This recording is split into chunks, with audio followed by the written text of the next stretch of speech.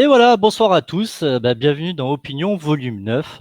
Nous sommes bientôt le 21 juin, c'est bientôt l'été. Pourtant, nous sommes encore là et nous allons continuer encore quelques semaines parmi vous. Toujours Opinion, c'est toujours à 21h. C'est toujours avec un à deux thématiques différents qui sont plus ou moins liées, même si parfois, effectivement, ça apparaît pas de premier abord le cas. Et pour autant, merci à tous d'être connectés. Merci à tous d'être présents. L'émission rencontre de plus en plus de succès. J'ai de plus en plus de retours et mes invités aussi là-dessus. C'est vrai que ça prend vraiment le sens que j'y ai donné et que nous y avons donné, c'est-à-dire un partage d'informations, de pouvoir donner des points de vue que vous prenez en compte ou que vous ne prenez pas en compte, mais en tout cas, d'après les retours que j'ai, qui interrogent et qui donnent le sens de pouvoir peut-être avoir une réflexion. Alors, réflexion de manière autonome, de réflexion de peut-être aller rechercher l'information ailleurs, aussi peut-être à nous tous de venir le voir. Merci Charlie, merci encore la dernière fois Charlie pour Cyril. Bienvenue. D'ailleurs, faut que je le contacte un petit peu la semaine prochaine. J'ai vu qu'il avait avancé dans son bouquin. Encore une fois, le sommaire de l'émission, c'est pour le thème 1, la responsabilité. Et pour le thème 2, les frustrations. Vous savez, il y a énormément de choses à dire là-dessus. Je veux même vous confier une petite vérité. J'ai eu beaucoup de difficultés à trouver les petits additifs que je vous fournis au niveau des vidéos, parce qu'en fait, c'est pas si simple et en même temps, c'est très large. Et nous allons pouvoir en discuter avec mes invités d'ailleurs ce soir. Et quand je parle des invités, nous allons commencer par vous le savez, la liste de déroulants. Bonsoir Mélanie.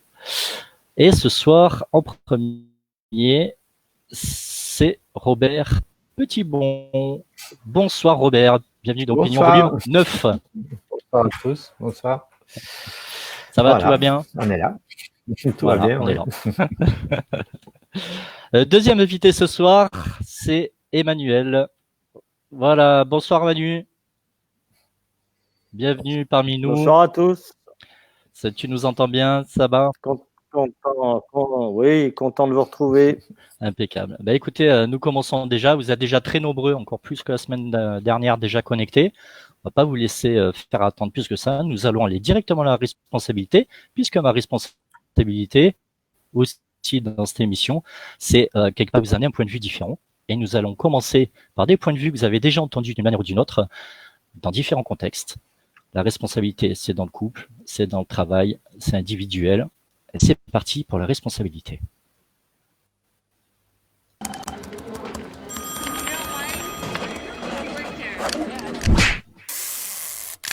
Oh, il y en a marre de tous ceux qui ne prennent pas leurs responsabilités, qui n'assument pas leurs choix, qui ne veulent surtout pas se sentir concernés. Alors moi je dis stop, ça suffit, ça suffit. D'abord, vous avez ceux qui refusent d'être responsables. Ceux qui disent « Ah, c'est pas moi, c'est lui, c'est pas de ma faute ». Ah non, j'ai fait exactement ce que tu m'as demandé. Je m'en souviens très bien. On était en réunion, tu m'as dit « Achète en Chine », j'ai acheté en Chine. Ouais, t'as bien vu que le yuan est monté en flèche, il fallait acheter en dollars. Ah, mais moi j'ai acheté en Chine. Oh, tu m'as pas précisé en yuan ou en dollars, fallait me le dire. Et puis c'est quoi ces 1500 mètres de tuyaux? 1500 mètres, t'imagines? Ça fait 2 sbires-morques. Ah non, ça c'est pas moi, ça c'est Geoffroy qui a édité la commande. Enfin, 1500 mètres pour faire juste un raccordement, ça t'a pas paru bizarre? Moi on m'a dit, tu passes la commande, je passe la commande. Après, mettez-vous d'accord. Moi je suis pour rien, je fais ce qu'on me dit. Mais vous avez aussi les étouffeurs. Ceux qui vous empêchent d'être responsable et qui veulent que les choses soient faites exactement comme ils les feraient eux-mêmes. Ah, Benoît, j'ai une mission pour toi. Il faudrait que tu me dessines les plans de la nouvelle extension. Super. Mais attention, il me les faut sur un format 1920 par 1080 avec une .03. Pour la police, tu prends un cambriolard régulier corps 12. Attention, je veux les deux projets sur la même page avec un rapport de 1 à 2 pour l'échelle de chaque plan. Et la couleur? Oh, ça tu vois, je te fais confiance. C'est quoi cette couleur? Noir. Non, c'est rouge qu'il faut, là, on voit rien. Moi, je vais mettre ça en rouge. Voilà, là c'est rouge. Et vous avez les grincheux, ceux qui, face au problème, ne cherchent jamais de solution. Ah bah oui, c'est pas leur problème. Moi je le dis et le redis, ça ne fonctionne pas, on est systématiquement en retard. T'as regardé chez Tavex, ils ont pas des meilleurs délais? Ah non, on va pas tout changer maintenant. J'ai déjà eu assez de mal comme ça. Demande à Benoît s'ils peuvent décaler le chantier. Ah non, Benoît, je sais ce qu'il va me dire. Alors renforce tes équipes. Oublie, le temps de les former, ce sera déjà fini. Bon, ok, qu'est-ce qu'il te faut? Moi je sais pas, moi je dis ce qui va pas, c'est tout. C'est tout? C'est bien.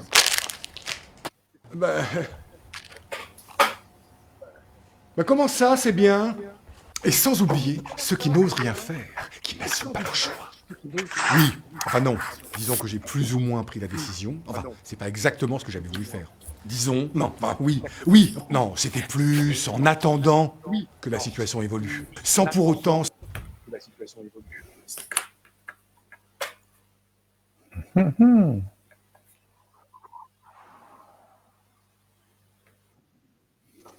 André.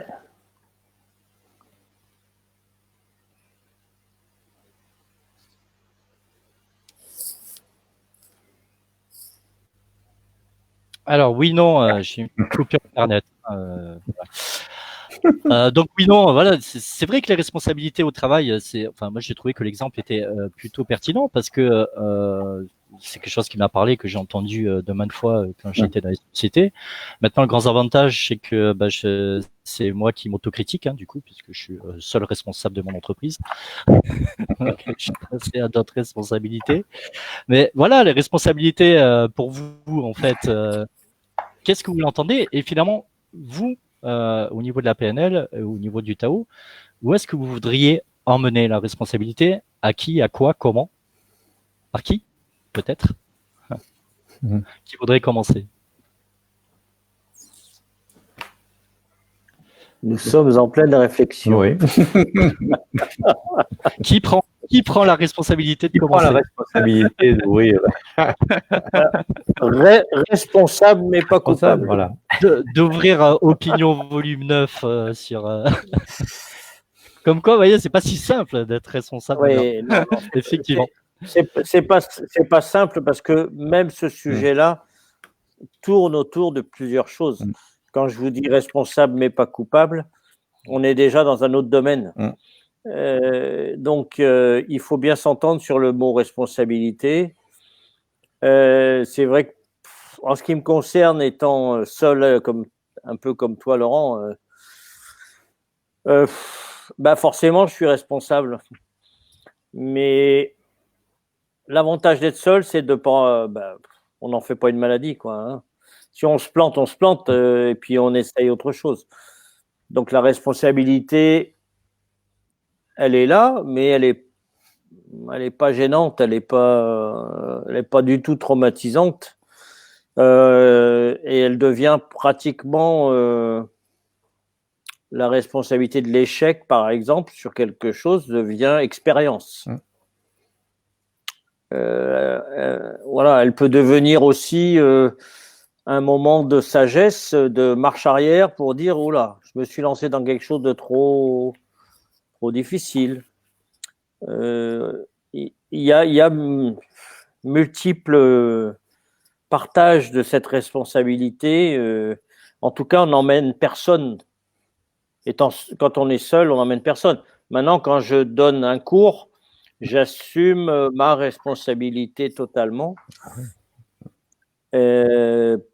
Il n'y a pas le choix, de toute façon. Mais en même temps, j'ai bien envie de dire que quand on est seul, on relativise pas mal cette responsabilité parce que rien n'est vraiment grave. J'entends pas mettre la vie en danger des gens, bien sûr. Hein, on va pas aller jusque là. Après, la responsabilité d'un accident, évidemment, ça peut arriver. Ou d'une bêtise, faire une bêtise. Je pense que ça va aussi démarrer dans l'éducation, ça. Apprendre à quelqu'un à dire, bah oui, c'est moi le responsable, c'est déjà énorme. Quelqu'un qui est capable de dire, je suis responsable, on le voit dans plein de domaines aujourd'hui, eh bien, il n'y en a pas beaucoup. Et je pense que là, il faudrait un petit peu que certaines personnes assument leurs dires et leurs actions.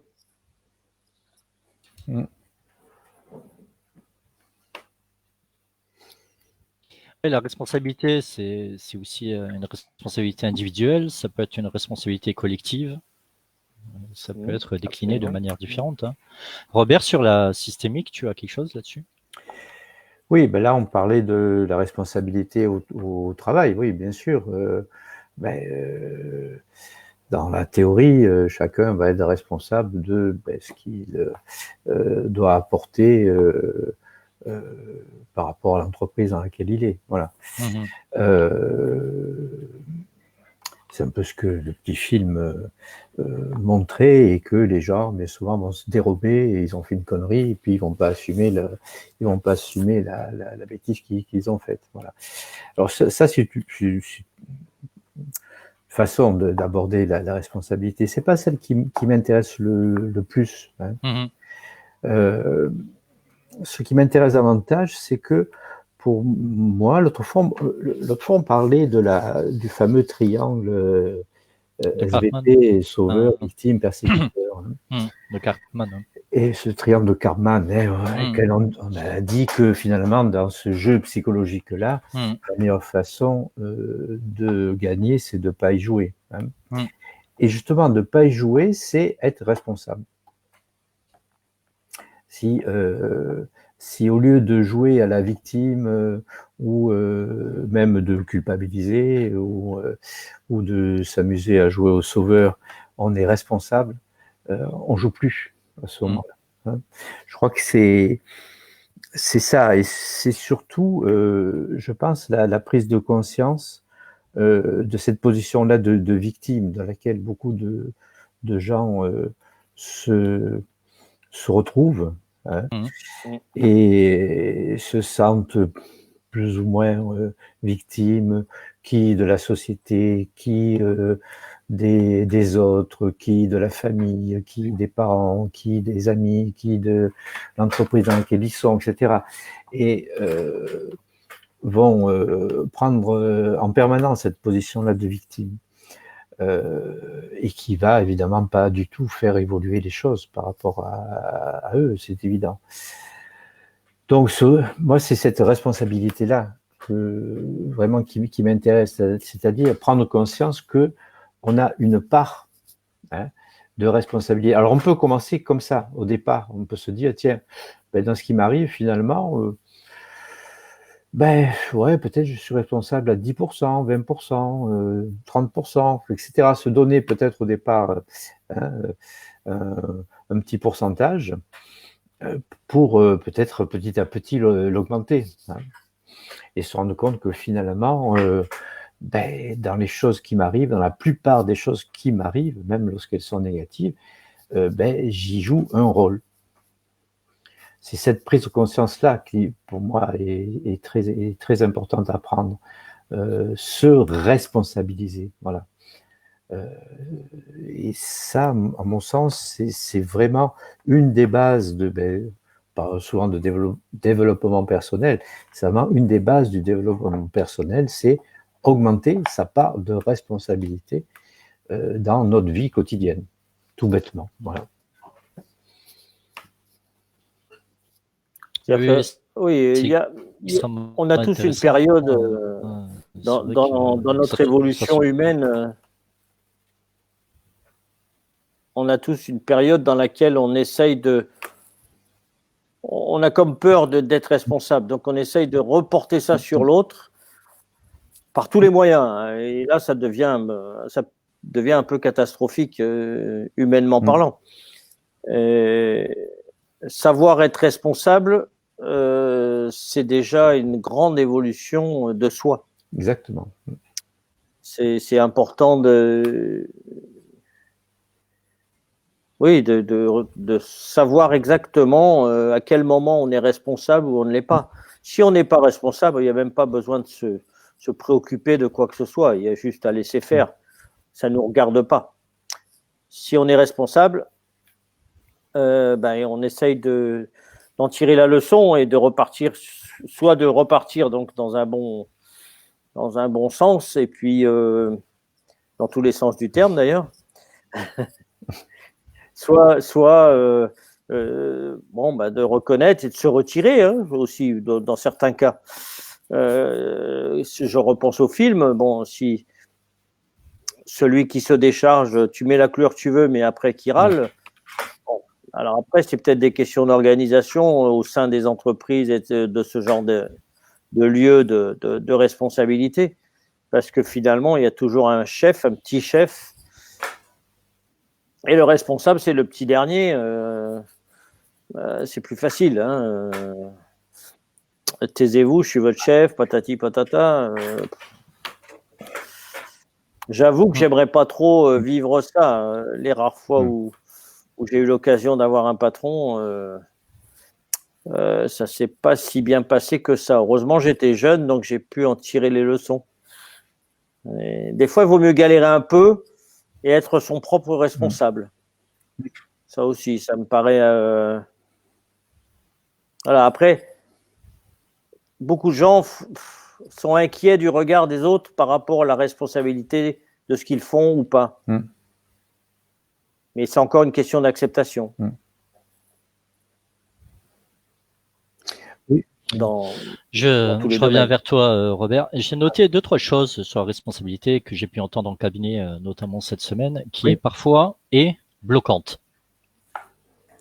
C'est-à-dire que la responsabilité peut parfois amener à la culpabilité de façon très insidieuse. Où en fait, à l'intérieur de cette responsabilité, il y aurait une valeur ou une identité, enfin tout un tas de choses qui ferait que de prendre la responsabilité d'adosser finalement ce que éventuellement l'autre peut faire ou soit pas faire ou faire peut être presque tranquillosante, mais d'une manière où elle prend presque l'énergie complète mentale de la personne. C'est-à-dire qu'elle amène à un système qui est complètement autobloquant.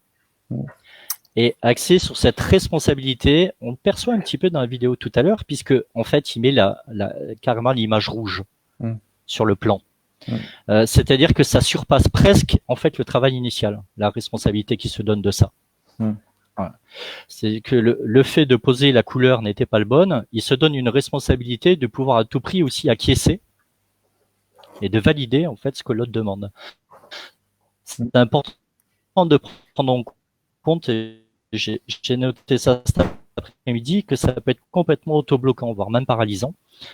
Et à ce moment-là, d'être vigilant et de ne pas hésiter à pouvoir quelconque ou quoi que ce soit, pour penser vraiment à vous faire accompagner pour ressortir de ce système qui peut être complètement ankylosant.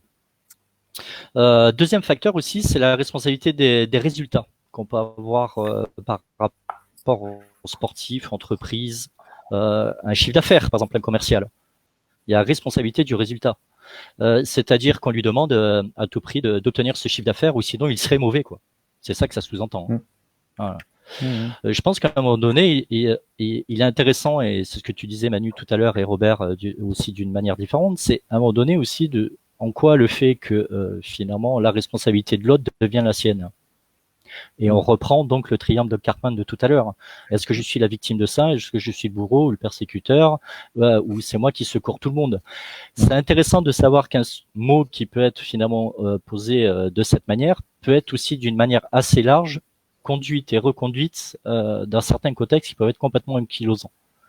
Et à un moment donné, de prendre compte de ça, que sa responsabilité interne, c'est un fait, que la responsabilité des autres, c'est autre chose, que là-dedans, il peut y avoir une négociation aussi entre les deux personnes et les deux parties, et de sentir le fait que quand c'est ankylosant, quand ça prend vraiment une surcharge mentale, c'est qu'il y a quelque chose qui va pas, voilà, et qui fonctionne pas correctement.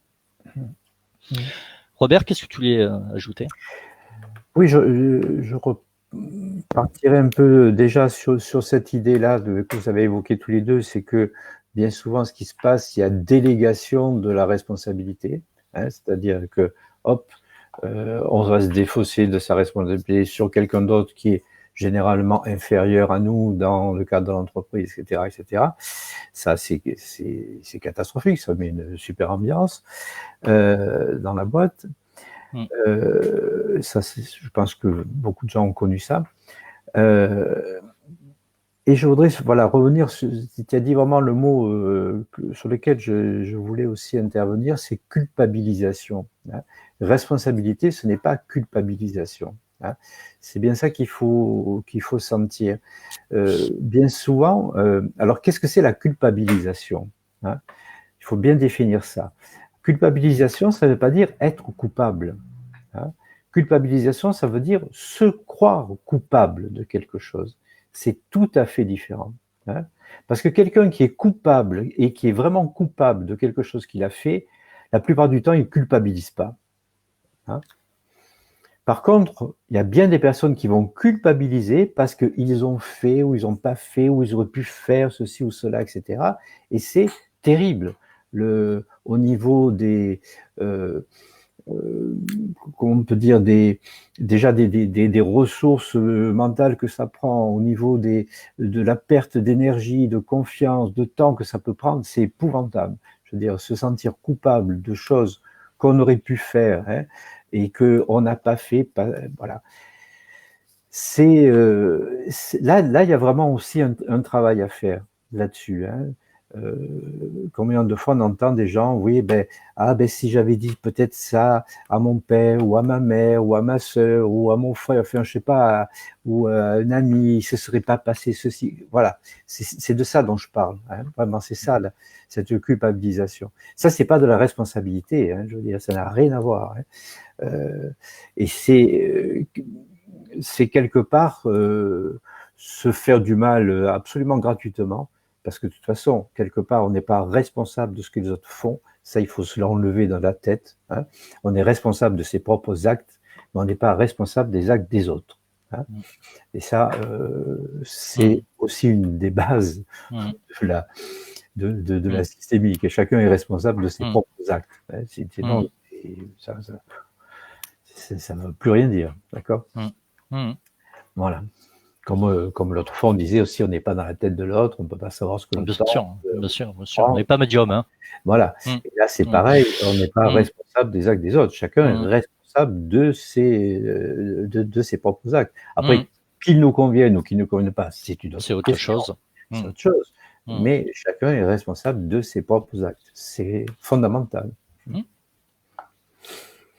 Manu ? Oui, en fait aussi là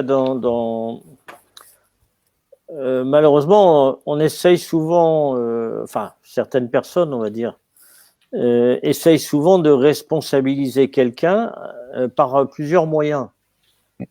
Alors on lui donne carte blanche, c'est bien gentil, mais là on peut après lui balancer toutes les critiques qu'on veut. On lui donne plein d'indications, voire trop. La personne ne peut pas trop se lâcher puisque elle est bloquée dans ses responsabilités données, dans ses données. On la bloque, elle est cernée, elle marche entre deux murs et puis elle ne peut pas trop en sortir et créer quelque chose. Et puis après, il y a, pour moi, la plus grave, c'est de responsabiliser par la peur. Par la menace.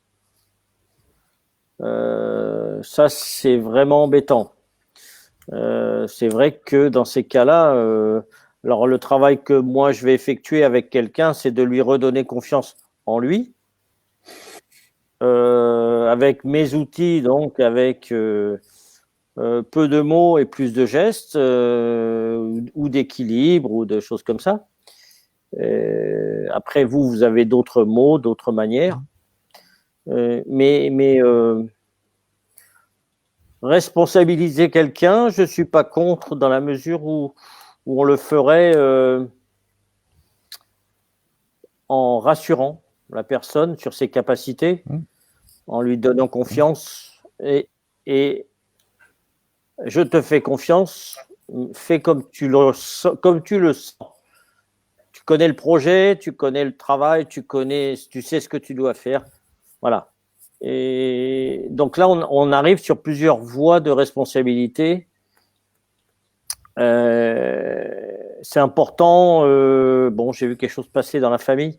C'est important dans un couple aussi, c'est s'il y a un enfant au milieu, de le responsabiliser de manière saine, progressive, et surtout, de ne pas l'assommer s'il se trompe, parce que lui, il est en plein apprentissage. Et à ce moment-là, en tant que parents, nous sommes responsables de ce qu'on peut inculquer ou essayer d'inculquer à un enfant.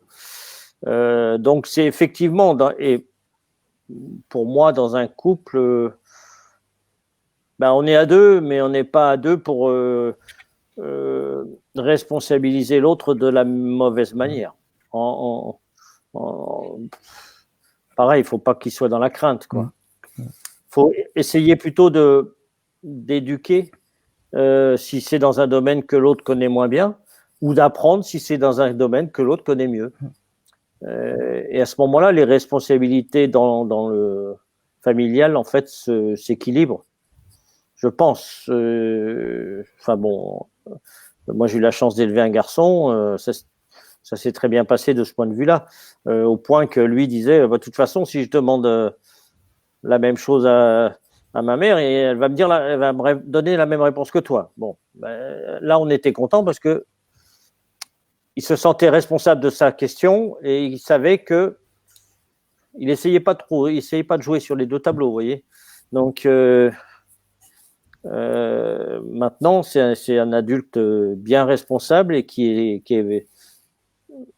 dans ce sens-là prend ses responsabilités. On le dit bien, hein, c'est l'expression, prendre ses responsabilités. Justement, tu parles d'expression, ça tombe plutôt bien parce que je pense qu'il y a à titre individuel et personnel une responsabilité dans les mots que nous posons, que nous pesons. Je dis bien que nous posons et que nous posons. Allez, c'est parti.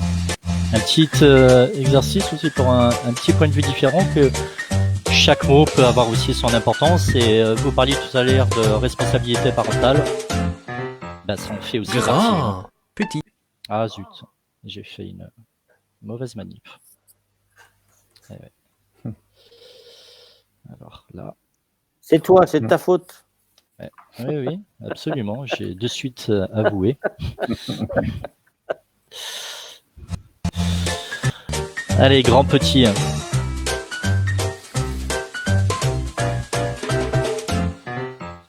Grand, petit. Rapidité, lenteur. Aimer, haïr. Ces couples de mots sont des antonymes. Des antonymes sont des mots qui ont un sens contraire, mais qui appartiennent à la même classe de mots. Certains préfixes permettent de créer des antonymes. Grâce au préfixe « in » ou « im », mortel devient immortel. Le préfixe « contre » transforme le mot « poison » en « contrepoison ». Et grâce au préfixe « dé », ordre devient désordre. Un mot ayant plusieurs sens peut avoir plusieurs antonymes. Prenons le mot riche. Il est possible de dire « cet homme est riche » ou « cette soupe est riche en sel ». L'antonyme du mot riche peut donc être pauvre ou faible. Mais à quoi servent les antonymes? Les antonymes permettent de s'exprimer précisément et de varier son vocabulaire. Au lieu de dire qu'une araignée est un insecte qui n'est pas beau, tu pourrais dire que l'araignée est un insecte laid, hideux, monstrueux, répugnant. Oups, je crois l'avoir vexé. Et oui, la responsabilité des mots aussi, hein. Des mots employés. C'est vrai que les mots MOTS peuvent devenir des mots aussi MAUX, hein, plus tard, plus loin. Peut-être quand ils sont répétés de façon systématique, ça a un impact réel, hein, chez les personnes. Hein. Donc, Isa pose une bonne question parce que j'entends. C'est vrai finalement. Alors la responsabilité, c'est une manipulation psychologique de la rendre responsable à l'autre. C'est un petit peu le triangle de Karpman aussi que nous avons eu tout à l'heure. Hein. C'est-à-dire, c'est suivant où tu te positionnes toi, en fait, tu peux y mettre une répercussion à l'autre, oui. La responsabilité, elle est individuelle. Hein. Donc c'est de ramener à soi quelle part de responsabilité. C'est une question de part. Tu as à l'intérieur de l'expérience de ça et qu'est-ce qui, en tout cas, en thérapie, on amène plutôt là-dedans. C'est comment tu peux améliorer les choses pour pouvoir les faire mieux après. Ce que nous appelons en PNL le feedback. Qui est constructif et amené de manière positive. Voilà, positive. Messieurs, qu'est-ce que vous voulez ajouter sur... Alors, oui, juste une chose, comme les mots sont importants, une araignée, c'est pas un insecte, hein, juste. Oui. Oui, mais tu avais affaire à un Québécois. Hein. Oui, Ouais, parce que même au Québec. Bon, ils ont franchement des mots Ouais. différents chez nous. Hein. Ça, c'est... ouais, mais tu as remarqué que souvent c'est des vidéos quand même canadiennes, et c'est vrai qu'ils sont un peu plus portés sur le développement personnel qu'on ne peut l'être en France, hein, mine de rien. Absolument, absolument. Ouais, Il y a des ils ont beaucoup de universités. recherches. Oui, Ouais, ouais, il y a beaucoup de ils ont des recherches. universités entières hein, Ouais, sur le. Ouais, ouais, ce côté-là, absolument. ils sont plus avancés que nous, hein. Ouais.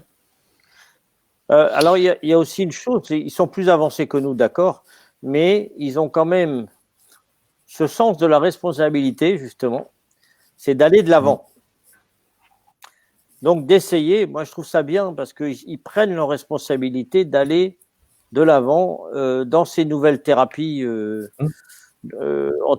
toutes sortes. Moi, j'y ai travaillé là-bas, hein, donc je connais un petit peu. Et franchement, il y a de l'exemple à prendre. Bon, c'est quand même des Européens, on va dire, qui sont par là. Parce que déjà, à l'époque, ils étaient pas trop contents de leur vie. En dehors de certains qui voulaient refaire une vie. Hein. Mais voilà, il y a la manière d'oser sa responsabilité. Robert? Et dubitatif. Oui, je suis voilà, oui. C'est un sujet plutôt assez large. J'ai un autre aspect de la responsabilité, si vous voulez, à vous apporter. Oui, vas-y. Qui est dans la consommation. C'est quelque chose qui est récurrent maintenant depuis plusieurs années. Je crois que beaucoup de personnes ont effectivement changé leur manière de consommer. Il y a une responsabilité, même dans la consommation. Donc, comme quoi le sujet est extrêmement large et peut être amené de manière complètement différente. Hein. Donc, allez, hop.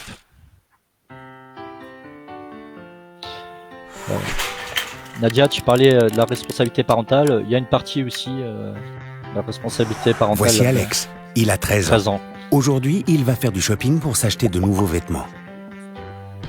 Au magasin, les rayons sont pleins. Tout lui plaît, mais son budget ne lui permet malheureusement pas d'acheter tout le magasin. Plusieurs éléments peuvent influencer son choix. Le prix. Alex pourrait associer prix et qualité et penser qu'un sweat plus cher est de meilleure qualité. Il pourrait aussi être tenté par une promotion qui ne sera pas forcément une bonne affaire pour lui. Les marques et les labels. Le sweat de la marque X, qu'Alex a repéré, lui donne l'impression d'être cool et de faire partie de la bande. Les marques mettent aussi Alex en confiance car il a l'impression de déjà connaître le produit. Mais une marque ne veut pas toujours dire meilleure qualité. Les labels, eux, informent sur les qualités d'un produit car les producteurs doivent répondre à des critères stricts pour les obtenir. Ses envies. Alex a très envie d'acheter les 2 sweatshirts. Un achat impulsif, de temps à autre, n'aura pas un trop grand impact sur son budget si le prix est raisonnable. Mais à répétition, le compte d'Alex pourrait rapidement se retrouver à zéro. Pour ne pas céder à la tentation, Alex doit faire une liste de ce dont il a vraiment besoin. Il doit aussi estimer son budget en gardant bien en tête que chaque euro ne peut être dépensé qu'une seule fois. Ce qu'Alex a retenu. Nos achats sont influencés par une série d'éléments qu'il vaut mieux avoir à l'esprit pour consommer malin. Une marque sur un produit n'est pas synonyme d'une meilleure qualité. Ne laissez pas vos achats impulsifs plomber votre budget.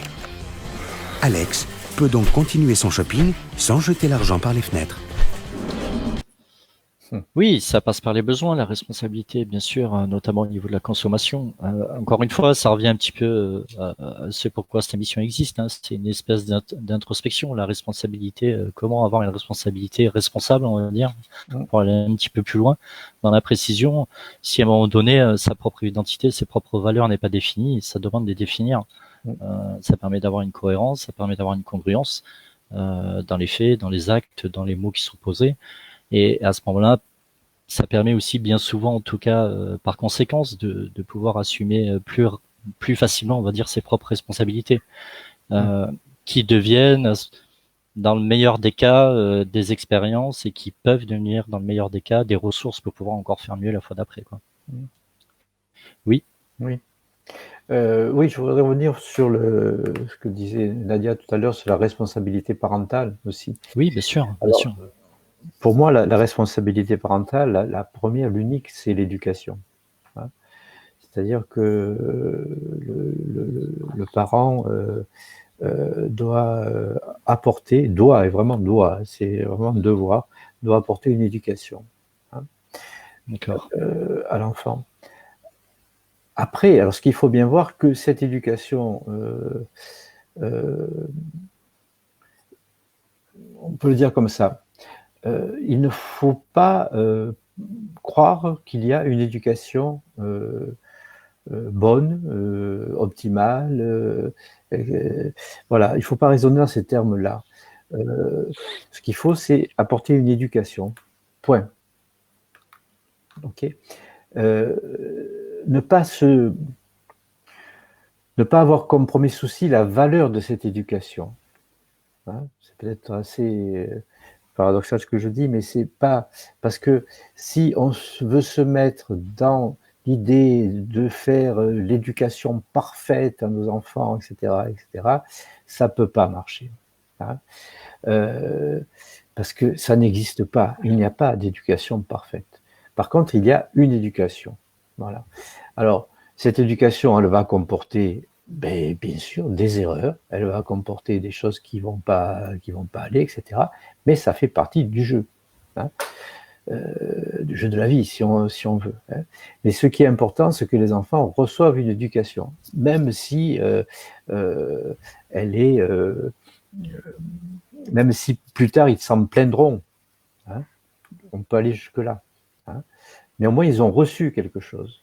Le pire pour un enfant, c'est qu'ils ne reçoivent rien. Et ça, je pense que bien souvent, ça arrive dans certaines familles où les enfants sont livrés totalement à eux-mêmes et il n'y a absolument rien. Alors, on ne peut pas dire que c'est une bonne ou une mauvaise éducation, c'est pas d'éducation du tout. Et ça, c'est catastrophique. Voilà. Donc, je crois que c'est ça qui est important, c'est que se dire que de toute façon, en tant que parent, je ne serai pas le père parfait ou la mère parfaite. Hein, comme mes enfants ne seront pas des enfants parfaits. Ça n'existe pas. Hein. Donc, contentons-nous de faire, d'être le plus authentique possible dans nos actions et nos réactions aussi, parce qu'il y en aura forcément, il y en a forcément avec nos enfants. Hein. Donc, et surtout, ne culpabilisons pas parce que on n'a pas fait la bonne chose au bon moment, etc. Voilà, sortir de tout ce genre de choses qui est catastrophique, je veux dire, pour soi-même, parce que là, voilà, on retombe encore dans les culpabilisations, etc., etc. Donc, peu importe, l'éducation parfaite, ça n'existe pas. Il n'y a pas de parents parfaits. Bien sûr. Nos parents, nous, si on les considère, et je pense que vous serez plus ou moins d'accord avec moi, mais ils n'étaient pas parfaits non plus, etc. Ils n'ont pas été élevés par des gens parfaits non plus, etc., etc. Donc, et ça donne ce que ça donne. Hein. Mais ce qui est important, c'est d'avoir reçu quelque chose d'eux. Voilà. Le pire, c'est de rien recevoir. Ça, voilà un peu pour ce volet ça de responsabilité parentale. Très, très intéressant à aborder. Ouais, après, au niveau responsabilité légale, on le sait bien, la responsabilité légale, théoriquement, le parent est responsable des enfants jusqu'à ce qu'ils soient adultes. Hein, voilà, jusqu'à ce que justement ils prennent leurs responsabilités, comme on dit. Voilà, ça c'est autre chose, c'est notre point. Mais pour moi, primo, ce qui est le plus important, c'est ça, c'est l'éducation. Hein. Voilà. Ouais, merci pour le support. Je connais 2-3 personnes qui sont spectateurs. Et je suis convaincu que ça les a intéressés. Manu, oui, j'ai envie de dire, pour rejoindre le thème, on est responsable, mais on n'est pas coupable. Il ne faut pas s'en vouloir de ne pas réussir, parce qu'il faut tenir compte de l'être dont on a la charge, de l'être ce qu'il est vraiment et profondément. Et puis, parfois même une éducation où on fait de son mieux peut être bancale, mais finalement, celui qu'on essaye d'éduquer au mieux, avec toute notre responsabilité, justement, il fait aussi la part des choses. Maintenant, on se rend compte plutôt plus tard que si on a réussi cette éducation, mais on peut plus rien faire.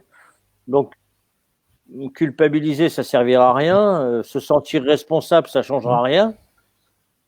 C'est pas la peine de se mettre une charge en plus sur nos épaules et de rentrer les épaules à chaque fois qu'on voit son enfant en disant oh là là, qu'est-ce que j'ai fait non, c'est pas la peine. Hein. La responsabilité, après quand l'enfant devient adulte, finalement elle se dissout puisque il devient responsable de lui-même. Nous, on est responsable de nous-mêmes. Dans le couple, le ou la partenaire a aussi sa propre responsabilité. Donc, la culpabilité, c'est un mot qu'on peut utiliser pour plein de choses, mais peut-être pas forcément pour ça. Et surtout, se libérer du poids de ça, parce qu'il y a un moment donné, on ne peut plus rien faire. Qu'on soit bon, excellent éducateur, pas bon parent, excellent. Il faut jamais oublier la personnalité de la personne qui est concernée, qui reçoit c'est valable aussi cette aide quand nous on aide quelqu'un, ou cette éducation quand c'est notre enfant. Je pense, il me semble que ça me paraît assez juste voilà, il y a un moment donné, il faut s'alléger, se recentrer sur soi aussi et accepter. C'est vrai qu'on culpabilise de nos responsabilités souvent quand on n'accepte pas. Que ce soit réussi ou pas, hein, d'ailleurs. Parce que souvent, hein, quand c'est un enfant, on dit ouais, bon, oui, il est bien, il est ici, il est là. Mais, j'aurais aimé que. Bon, s'en sort plus, là, s'en sort plus. Donc, souvent, on entend hein, des gens dire ah oui, à tous âges d'ailleurs, mes parents auraient aimé que je fasse ceci, je fasse cela. Bon, donc là, c'est la personne qui prend elle-même la responsabilité de ne pas être devenue ceci ou cela. C'est dommage. Il y a le mélange qui se crée là, responsabilité, culpabilité. Mais ça aussi, c'est un nuage qui passe et laissons-le passer. Et puis réapprendre à se recentrer sur soi encore une fois. Garder la confiance en soi. Oui, comme Laetitia le signale, la responsabilité, c'est de faire au mieux, quoi. Voilà. Après, évidemment, oui. L'enfant en tant qu'individu, une fois qu'il devient adulte, il devient un individu. Hein, il prend lui sa vie en main. Voilà. Il faut faire une différence. C'est plutôt intéressant de le faire entre les devoirs, la responsabilité et l'éducation. Ce sont trois choses bien distinctes et bien différentes. Les trois sont liés. La plupart du temps, comme le disait Robert, effectivement, il y en a certaines personnes qui se délient complètement de ces responsabilités d'éducation. Mais voilà, le devoir, la responsabilité, ce sont bien deux choses différentes. Voilà. Le devoir, c'est par rapport à la société, hein, la plupart du temps, par rapport aux règles, par rapport aux lois. Les responsabilités, c'est finalement des responsabilités parentales en tant que choix, mais l'important là-dedans, c'est de faire au mieux. Voilà. De faire au mieux en sachant que toute la vie est un apprentissage. Donc à partir du moment où une action est effectuée, elle peut être aussi améliorée, elle peut être apprise d'une manière différente, amener un point de vue différent, ça permet aussi parfois de faire mieux. Et que voilà, c'est que la vie n'est qu'un apprentissage. Dans la responsabilité parentale, c'est pas quelque chose qui est inné d'être parent, c'est quelque chose qui s'apprend. Enfin, en tout cas, je le pense. Ouais. Ouais. Je dirais même c'est peut-être quelque chose qui s'apprend et puis qui va se désapprendre. Parce qu'autant, je pense qu'il est important d'apprendre à devenir parent. Hein, on a un enfant, on va devenir parent. Mais ce devenir parent, ça va s'arrêter à 18 ans. Hein. À partir de 18 ans, on va désapprendre à être parent. L'enfant, il est majeur. Donc, il est responsable. On n'est plus responsable de lui. Hein. Et ça, c'est parfois extrêmement difficile à accepter pour les parents. Se dire, oui, l'enfant, maintenant, il se débrouille. Il fait sa vie selon ses critères, selon ses valeurs, selon sa façon de vivre, avec ce qu'il a reçu de ma part, bien entendu, mais il en fait ce qu'il en veut. Il n'est pas obligé de respecter tout ce que j'ai dit, tout ce que... voilà. Donc, apprendre à être parent, mais aussi peut-être désapprendre à l'être, quelque part. Ça, Manu, qu'est-ce que tu... Pardon. Ça, c'est beaucoup plus difficile de les apprendre. Oui, parce que j'ai eu, en plus, c'est marrant que tu en parles, parce que cette semaine, j'ai eu des personnes qui étaient grands-parents et qui encore réappliquaient le schéma parental aux petits-enfants. Qui vont pas couper le cordon. Et c'est à un moment-là de remettre dans le contexte situé, de dire non, vous êtes plus parents, vous êtes grands-parents. Et ça passe donc par cette phase-là effectivement de désapprentissage d'être parent et de devenir encore une autre expérience, une nouvelle expérience, de devenir grands-parents. Et oui, devenir grands-parents, c'est pas le même rôle. C'est aussi d'accepter que les parents sont en charge de leurs enfants. C'est pas bien nous, sûr. Hein. Bien sûr, exactement. Et oui. Exactement. Ça s'apprend. Ça s'apprend. Ça s'apprend dans la responsabilité. Oui, oui. Manu, qu'est-ce que tu souhaites rajouter dans ce premier thème? Oui, disons que dans la responsabilité, je rigolais parce que finalement, on se sent responsable, mais non, on fait juste notre travail de parent et on apprend en même temps à le faire. Alors, c'est pas donné à tout le monde de pouvoir le faire, d'avoir le temps de le faire, etc. Donc, on fait un petit peu avec les moyens du bord. C'est du bricolage maternel ou paternel, et ça a quelque chose de sympathique finalement.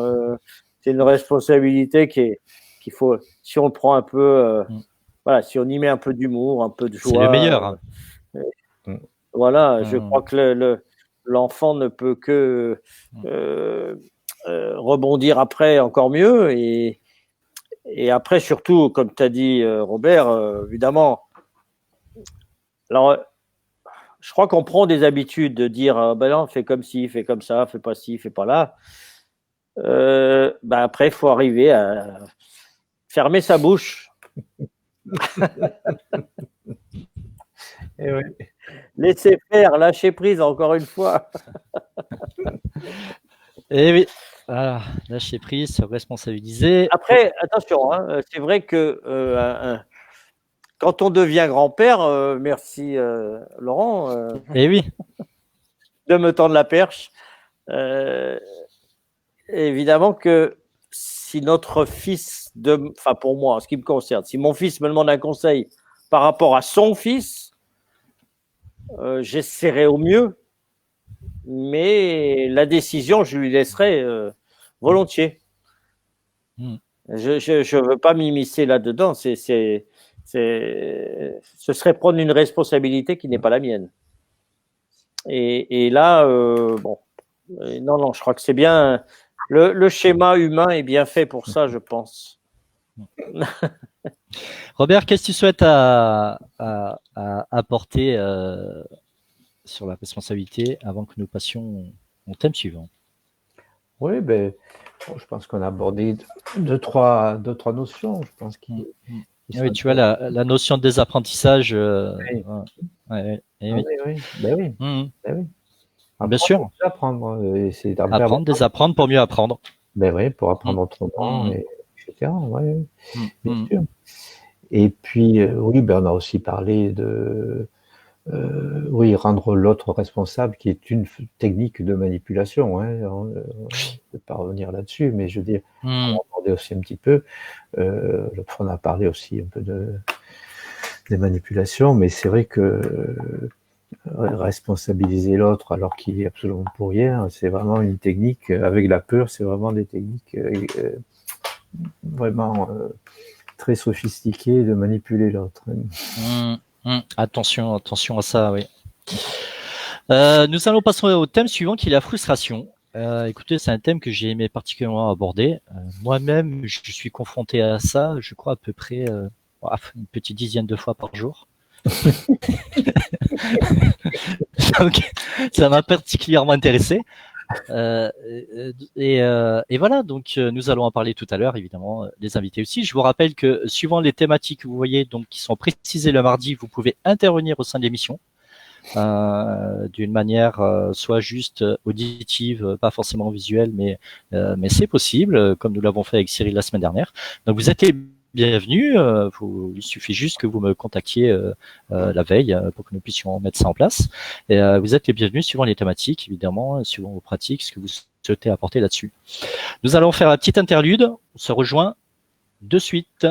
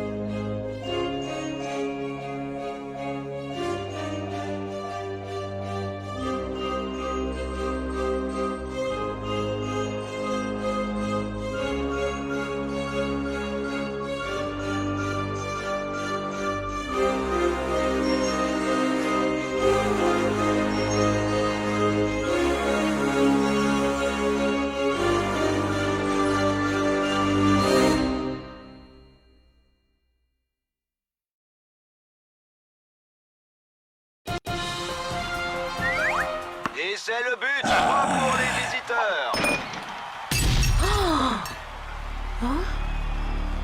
Mais y'a faute là! Aïe aïe aïe, pénalty contre l'équipe locale. Mais l'arbitre là, t'es fou ou quoi là? Dehors!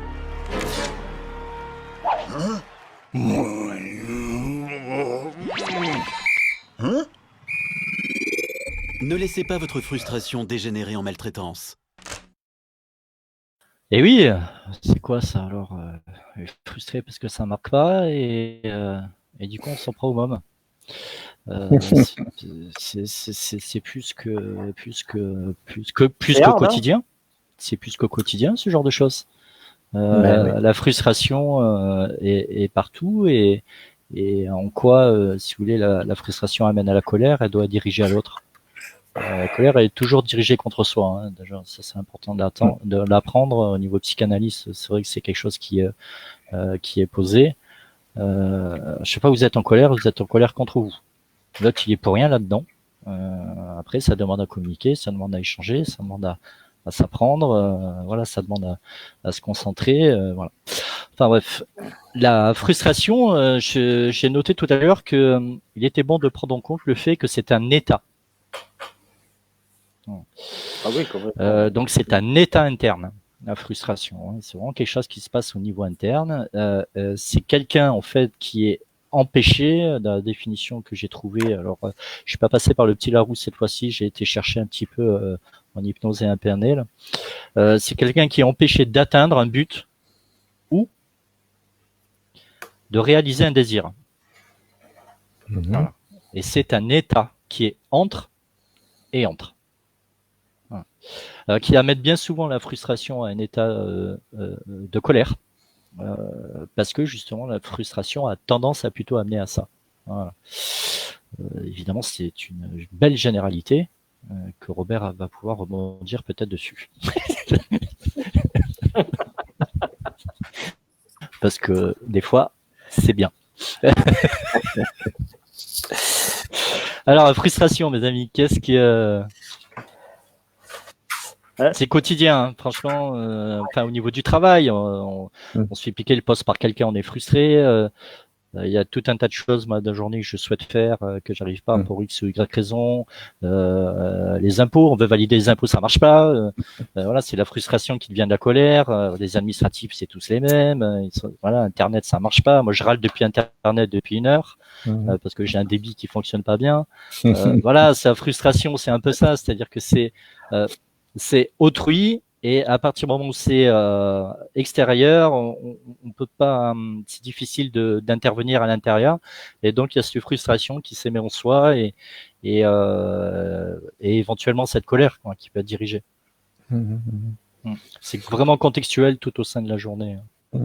Oui, la frustration va de pair avec la colère et la déception. Hein. C'est les deux choses. Hein, voilà. Les deux. Et à la fois déçu et évidemment cette déception peut se manifester sous forme de colère. Hein.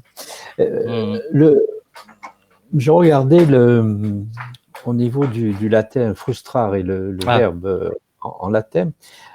C'est intéressant. Il a 3 sens. Frustrare, ça veut dire tromper. Ça veut dire donc tromper, abuser ou induire en erreur. Induire en erreur? Induire en erreur, hein, qui est une autre façon de dire tromper. Et dans le sens qui nous intéresse plus particulièrement, c'est priver de ce qui est dû. Alors ça, c'est vachement intéressant. Tu vois, priver de ce qui est dû. Et quand on est frustré, on se sent privé de ce qui nous était dû. Hein. Et oui, tu as payé Internet et puis ça marche pas. C'est ça, c'est exactement ça. Voilà. Hein. C'est comme dans Pagnol, tu sais, dans le manuel des sources, quand le gars il dit, moi j'ai payé l'eau, je veux mon eau. Voilà. Puisque la source ne marche plus. Donc, c'est ça, privé de ce qui nous est dû. Alors, c'est intéressant parce que là, on peut se dire, mais qu'est-ce qui nous est dû, quelque part hein, déjà réfléchir là-dessus. Est-ce qu'il y a des choses qui nous sont dues? Bien sûr. Alors, à part peut-être celles qu'on achète, c'est sûr que si on achète quelque chose et que le produit ne correspond pas à ce que l'on attendait, voilà, là, c'est une frustration qui peut être légitime. Mais d'une autre façon, bien souvent, on peut imaginer que des choses nous sont dues et on se sent frustré de ne pas les avoir. Mais là, c'est que dans notre tête, quelque part, la frustration. Je ne sais pas si je suis clair dans ce que je... Alors, pour moi, oui. Après, les spectateurs n'hésitent pas à revenir, hein, évidemment. C'est que...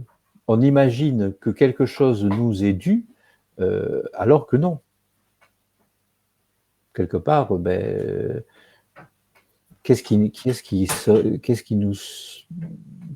est dû? Donc, on peut aussi travailler là-dessus. Alors là, c'est au niveau du travail sur soi, bien se rendre compte que il y a des choses qu'on imagine qu'on devrait avoir pour x raisons, mais pour lesquelles il y a x raisons pour qu'on ne les ait pas. Tu vois. Donc là je qualifierais cette frustration de un peu imaginaire, de se faire un peu du mal pour rien, quoi, quelque part. Oui, intéressant, privé de ce qui est dû. Manu. Voilà. Oui, je partage la fin de ce que dit Robert. Mais alors là, j'ai un peu de mal avec frustration parce que il m'en faut vraiment beaucoup pour l'être dans la mesure où je sais que je ne maîtrise pas tout et que souvent la frustration pourrait venir de l'extérieur, mais comme je ne peux rien faire, ça ne me frustre pas. Et je suis donc suffisamment patient. Et parfois, donc, juste de me recentrer, voilà, ça passe.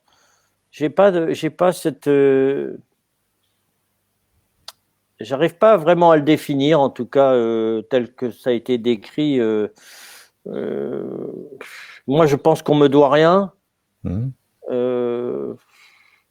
Ce que je le fais en conscience. Ça marche, ça marche pas, ça marche pas. Mais je pense que si c'est bien posé dans sa tête, si les choses sont bien posées, les choses vont se faire. Il faut savoir qu'elles vont se faire à un moment donné ou à un autre. Alors, pas forcément exactement comme on voudrait, mais comme je dis toujours, on ne maîtrise rien. Donc, ça, c'est un sujet qui m'est un peu inconnu. Alors, je l'ai appris de manière, d'abord, grâce à la nature. Je vous en dis 2 mots, c'est que j'avais donc quand je suis arrivé à Antibes, j'avais une école de croisière et je naviguais sans moteur. Si vous êtes frustré toutes les 5 minutes, vous allez râler après le vent pendant toutes les 5 minutes. Il y en a trop, il n'y en a pas assez, il ne vient pas de la bonne direction, etc., etc. Donc, ça ne sert à rien. Par contre, la leçon que ça m'a donnée, que cette vie m'a donnée, c'est s'adapter, accepter et avancer. Vous ne savez pas ce que vous allez rencontrer. Peut-être que juste après, ça va être le temps idéal, ça va être parfait. Tout va être en harmonie. Et pour revenir à aujourd'hui, même encore cette semaine, des tas de choses se sont faites. Voilà, c'était le moment. Tout s'harmonisait bien. Que ce soit un trajet pour aller faire quelque chose, pour revenir, ce que je cherchais, etc. Si on n'est pas trop si on évite d'être dans le vouloir,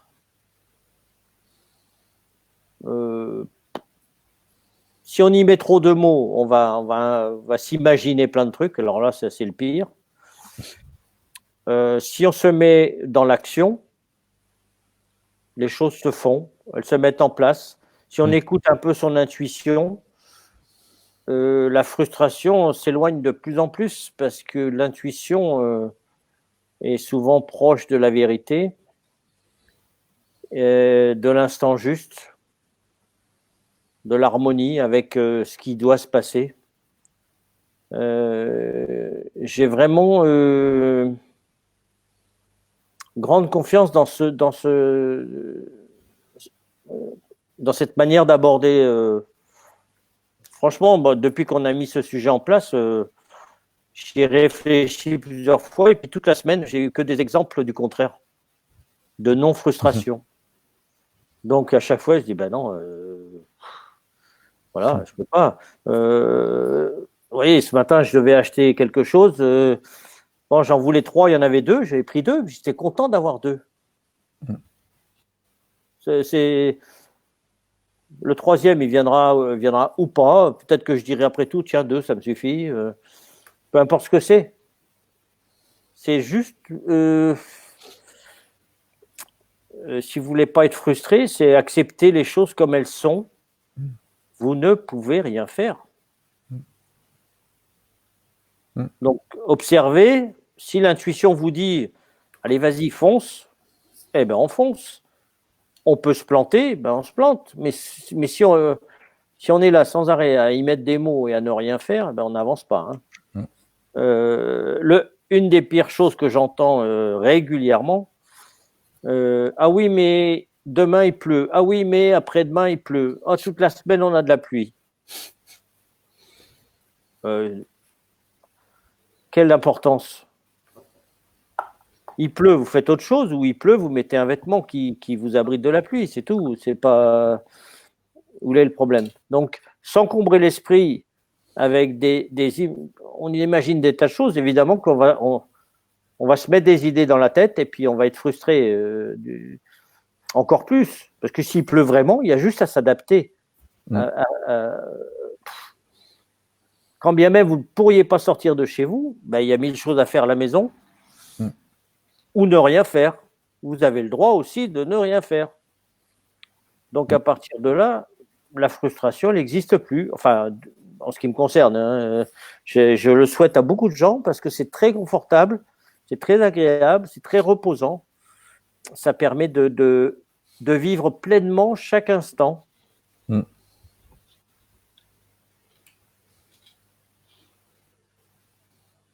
Quelle merveille. Bien intéressant. C'est très intéressant ce que tu dis parce qu'effectivement, pour toi, par rapport à ton mode de vie, par rapport au Tao, effectivement, la frustration fonctionne comme ça. Mais j'ai déjà eu en cabinet des cas où la frustration leur a permis de faire plein de choses, en fait, aussi. Donc finalement, ça dépend un petit peu comment c'est adapté, ça dépend de l'individu, ça dépend des personnes, ça dépend des valeurs de la personne aussi. Et que parfois, moi j'ai vu des individus, même en cabinet, de façon très frustrée, qui leur a donné le leitmotiv de pouvoir faire plein de choses. Oui, là, ils sont dans la phase de réaction. Tu vois? Ils sont dans la phase d'éducation. Et ça, c'est... oui, c'est-à-dire c'est intéressant, ça devient un levier de construction. Oui, bien sûr. Non, mais je ne le néglige pas. Après, on apprend à vivre et à faire les choses sans la frustration du tout. C'est une phase, je pense, ça. Et c'est très bien, hein, tant mieux. Bravo à ces gens d'avoir réagi comme ça. Parce que être frustré, souvent, on a pu voir des gens frustrés ne plus rien faire du tout, mais bon, la tête dans les mains. Et là, il n'y a plus rien qui avance. Même son propre être n'avance plus. Alors que d'être frustré et puis de réagir, bravo. Bien, bonne. Oui, ça devient levier. Je pense. Oui, c'est vraiment une bonne chose, ça. Un levier au changement. Robert, qu'est-ce que tu souhaites amener? Merci Manu pour ton point de vue qui je pense est très intéressant. Robert, qu'est-ce que tu souhaites amener sur la frustration? Cette intervention de Manu, oui, et que je partage, oui, tout à fait. Et oui, parce que finalement, en fait, on peut le voir comme ça. Hein. La frustration, à mon sens, c'est un état infantile, on va dire. Hein. C'est-à-dire que théoriquement, l'adulte, il devrait savoir gérer la frustration. Et savoir gérer la frustration, c'est ce que tu as dit tout à l'heure, c'est accepter ses limites. Hein. Accepter qu'on est un être limité et accepter qu'on n'est pas tout puissant. Hein. L'enfant, il est tout puissant. Hein, par nécessité vitale au départ.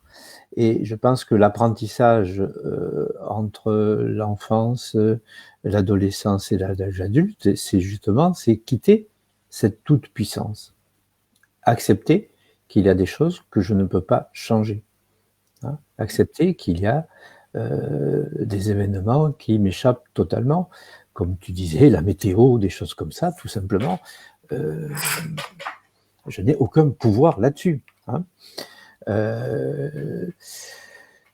Et ça, c'est pas évident, surtout dans notre société qui est très infantile aussi là-dessus. C'est-à-dire que aujourd'hui, on est dans la satisfaction immédiate, c'est-à-dire qu'on va cliquer et hop, tout de suite, Amazon nous livre le lendemain l'objet que l'on a vu. Voilà, c'est vraiment ça, quoi. Donc, on a beaucoup de gens qui sont coincés là-dedans, dans cette chose. S'ils n'ont pas tout de suite les choses qu'ils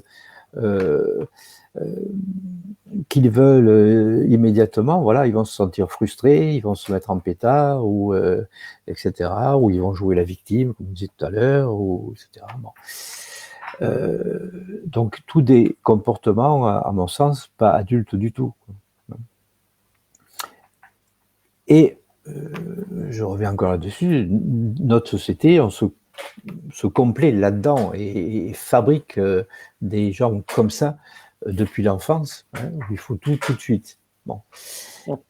Quand on parlait tout à l'heure aussi d'éducation, mais oui, les parents aussi doivent apprendre à frustrer leurs enfants et pas à leur donner systématiquement ce qu'ils veulent parce qu'ils ont fait le caprice et se sont roulés par terre.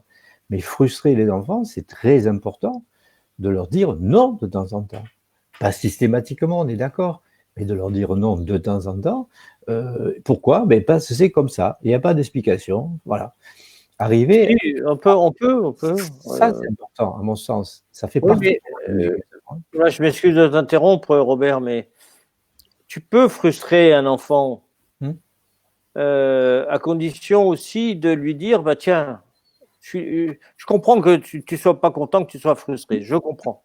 Mais regarde, on va faire autre chose et on va trouver un moyen de le faire autrement.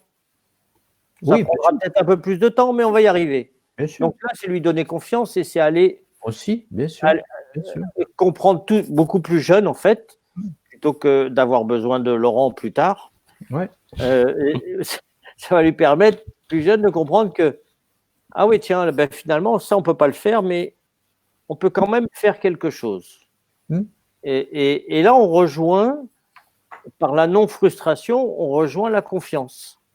Oui, tout à fait. La confiance en soi, et on donne confiance à son, dans le cas de l'enfant, à l'enfant, quoi. Dans le cas de, je veux dire, sur un bateau, c'est pareil, hein, on ne peut pas aller dans tel port. Et, ah oui, mais on avait dit qu'on irait au restaurant à tel endroit, je connaissais bien et tout. Mais on ira peut-être demain ou après-demain. Quelle importance. Là, il vaut mieux se faire plaisir, bien naviguer, arriver à un endroit et être bien détendu. Demain, on prendra la route pour faire autre chose. Sinon, on fabrique des frustrés, quoi. On fabrique des éternels frustrés. Et il y en a beaucoup, malheureusement. La frustration, je pense que c'est un sujet qui atteint beaucoup de gens à travers tout ce qu'on peut dire là ce soir. Notre rôle, c'est de les aider à passer ce cap et à se réfugier, retrouver la confiance en eux et puis laisser ça de côté. La frustration, bon, c'est pas très sympa, mais dire la frustration, je la laisse aux autres. Hein. Excuse-moi de t'avoir. Alors, je vais vous mettre. Justement, il y a plein de notions dans la frustration. Il y a aussi celle-ci. Alors, celle-ci qui a une autre, c'est Lina. Donc, c'est un petit documentaire qui est pas récent. C'est boîte chère, ça, non? Ah oui, on dirait, oui.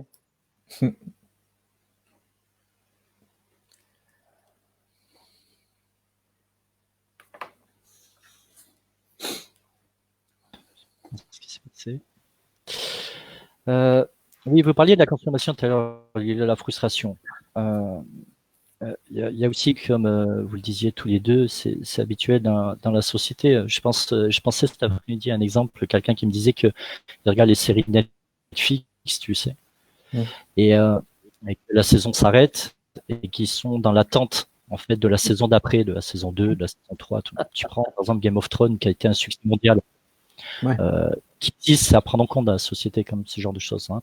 Donc ça existe, et que la dernière saison a été attendue c'est un événement complètement mondial.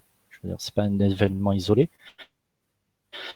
et que une fois que la dernière saison est sortie, il y a des frustrations qui sont nées de ça, autres même à la fin du dernier épisode, puisque il y avait des personnes qui étaient satisfaites de la fin et des personnes qui l'étaient pas, qui a fait des sujets polémiques, qui continue à faire des sujets polémiques, jusqu'à quel point où peut-être, va savoir, ils vont peut-être sortir une saison supplémentaire ou un film d'addition, parce que. Mais ça fait quand même partie du quotidien. Je veux dire, dans le cabinet, moi, je me retrouve avec des personnes où ça leur paraît important aussi, tu vois, enfin, des choses comme ça. Et dans cette consommation, dans cette société qui est là, qui est présente et qui existe, il y a aussi un petit peu ça. Tu vois, voilà, petit exemple de frustration qui peut arriver de façon quotidienne dans les conversations ici et là. Oui, bien sûr, évidemment. C'est un peu pour dédiaboliser aussi. Hein. Le but, c'est pas de poser de jugement sur les choses, évidemment. Qu'est-ce que vous souhaitiez ajouter sur la frustration? Après, je vous le dis juste pour information, j'ai une petite vidéo avec, parce que vous en parliez tout à l'heure, avec l'enfant et la colère. C'est justement sur la frustration. Donc, si vous voulez, je peux la mettre maintenant parce que vous étiez dans le débat ou peut-être la mettre après. Vas-y, Ça. Donc c'est adressé aux parents, mais finalement pas que.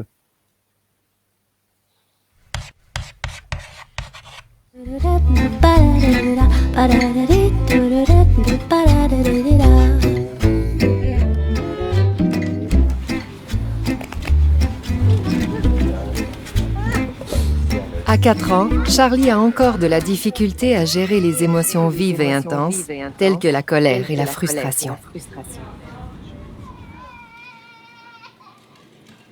Mais pourquoi est-ce si difficile pour un enfant de se raisonner lorsqu'il est envahi par la colère? Ces crises de colère sont le résultat d'une incapacité à gérer ses émotions, ce qui est bien normal à cet âge. Plus l'enfant est jeune, plus ce contrôle est difficile. Les structures frontales du cerveau, ces zones qui ont pour mission de nous aider à gérer nos émotions, se développent graduellement tout au long de l'enfance et de l'adolescence. Explication physiologique. Cela veut dire que durant sa croissance, l'enfant développe peu à peu des freins lui permettant de mieux contrôler ses émotions intenses. En attendant la pleine maturité, c'est l'adulte qui joue ce rôle. L'adulte doit faire preuve d'une grande patience et éviter de céder lui-même à des émotions intenses. Inviter l'enfant à prendre de grandes respirations ou encore l'emmener à l'écart peuvent l'aider à s'apaiser. La mère de Charlie l'invite à mettre des mots sur ce qu'elle vit et ressent. Reconnaître et nommer son émotion permet à Charlie de retrouver son calme. Le soutien et le réconfort d'un adulte sont nécessaires pour apaiser une crise, afin de retrouver le sourire plus rapidement.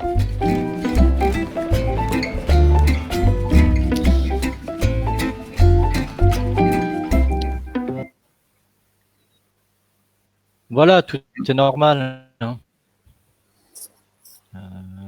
Même la colère chez un enfant, c'est évidemment, ça fait partie de l'apprentissage de la vie. Donc, responsabilité parentale, tout à l'heure, il y a aussi voilà, responsabilité parentale, comme c'est expliqué ici, hein, bien sûr. Après, en remettant dans le contexte, nous sommes d'accord, c'est pas forcément évident. Nous sommes d'accord, évidemment. Mais voilà, c'est aux parents à faire autant que faire se peut et au mieux possible. À ce moment-là, leur responsabilité d'apprendre à canaliser la colère et la frustration de leurs enfants, quoi. Messieurs, sur la frustration, qu'est-ce que vous souhaitez apporter de plus? J'ai pas l'impression de... Je sais pas si c'est vraiment lié à la colère, en fait. J'ai pas trop envie de dire ça, parce que la colère, c'est vraiment une émotion très particulière, très propre à elle-même. On peut ne pas être frustré dans une grande colère. Je ne sais pas quel mot à mettre, mais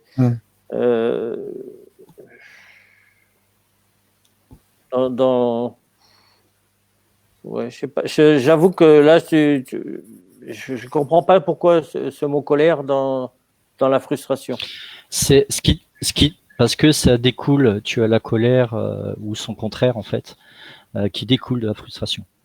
Si tu veux, la frustration est un état, considéré comme un état, et ce qui en découle de cette frustration peut être un état colérique. Mm. Voilà. Tu vois, la colère est à l'intérieur de. Voilà. Par exemple, je sais pas, je suis frustré de pas avoir eu ce poste dans une entreprise et je suis super en colère de pas l'avoir eu, quoi. Tiens, parlant. Voilà. C'est pour ça que c'est en psycho, hein, mais c'est de la psycho, c'est pas du Tao, effectivement. Donc c'est deux choses bien distinctes, bien différentes. La frustration amène à un état colérique en psychologie. Voilà. D'accord. Voilà. Bon, j'ai pas de chance alors.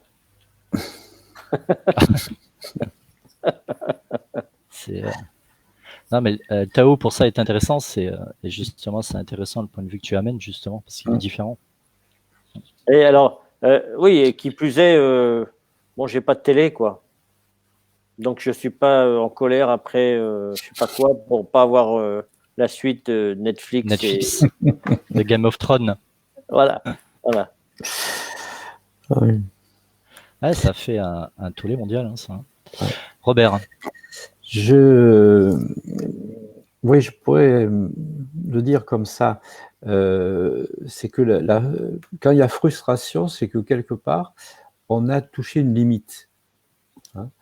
Et quelle est la limite qu'on a touchée? C'est la limite de notre carte, quelque part. Hein. C'est ça. Et donc, c'est tout le travail que l'on a à faire pour devenir adulte, c'est accepter qu'on a des limites, alors que l'enfant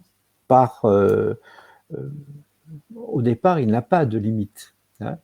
On dit que l'enfant, quand il vient au monde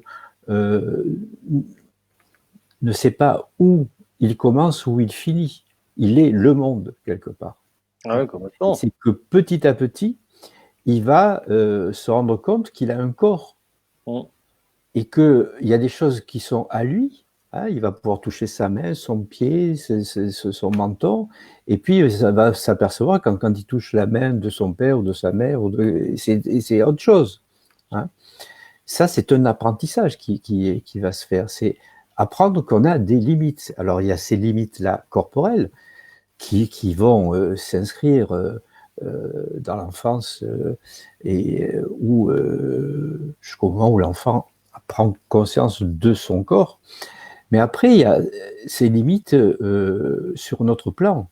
Hein, et ça s'appelle la toute-puissance. C'est-à-dire que l'enfant, petit à petit, va apprendre qu'il n'est pas tout-puissant. C'est pour ça que je dis, parfois, il est bon de le frustrer, c'est-à-dire dans le sens de lui montrer ses limites. Hein. Si on ne montre pas de limites à un enfant, il va continuer d'avancer. Hein. Ce qui se passe bien souvent, et quand je disais tout à l'heure dans le cas d'une mauvaise éducation, c'est que l'enfant avance, et le parent n'est jamais là pour lui montrer qu'il doit s'arrêter quelque part. Alors bien sûr, quand tu dis, oui, montrer, comme tu dis, montrer ses limites comme tu le fais, bien sûr, lui proposer une alternative, lui proposer autre chose, bien sûr, ça c'est l'idéal, mais simplement dire non, c'est aussi possible. Hein, ça fait partie de l'éducation. Hein. Oui, on peut l'expliquer. Voilà. Dire, même si on l'explique pas. Non, mais je veux dire, voilà.